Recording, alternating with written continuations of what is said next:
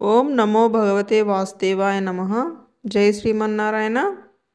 తిరుప్పావై మూడవ పాశ్రం యొక్క భావం గురించి తెలుసుకోబోతున్నాం.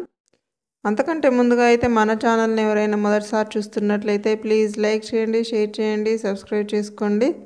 పక్కనే ఉన్న బెల్ ఐకాన్ క్లిక్ చేసి పెట్టుకోండి. ఆల్ అనే ఆప్షన్ క్లిక్ చేసి పెట్టుకోండి. ఇక వీడియోలోకి వెళ్దామా.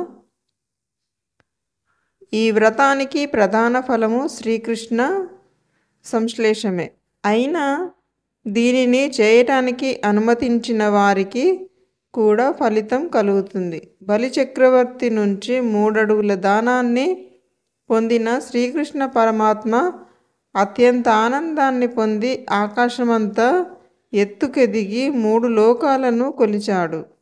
ఆ పరమానందమూర్తి దివ్య చరణాలను, అతని దివ్య నామాలను పాడి ఈ దివ్య ధనుర్మాస వ్రతాన్ని చేసే నిమిత్తం మార్గశిర స్నానం ఆచరిస్తే దుర్భిక్షం అసలు కలగనే కలగదు.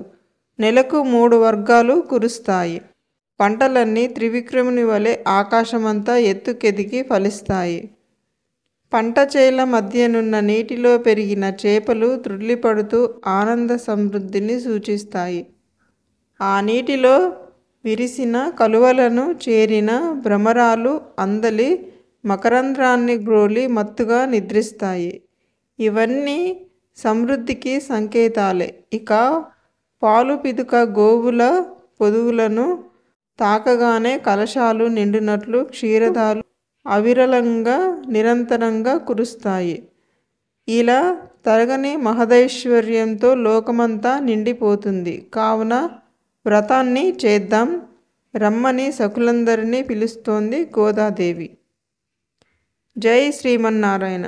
ఓకే ఫ్రెండ్స్, ఈ వీడియో కనుక మీకు నచ్చినట్లయితే లైక్ చేయండి, షేర్ చేయండి, సబ్స్క్రైబ్ చేసుకోండి. Thank you friends, thank you very much.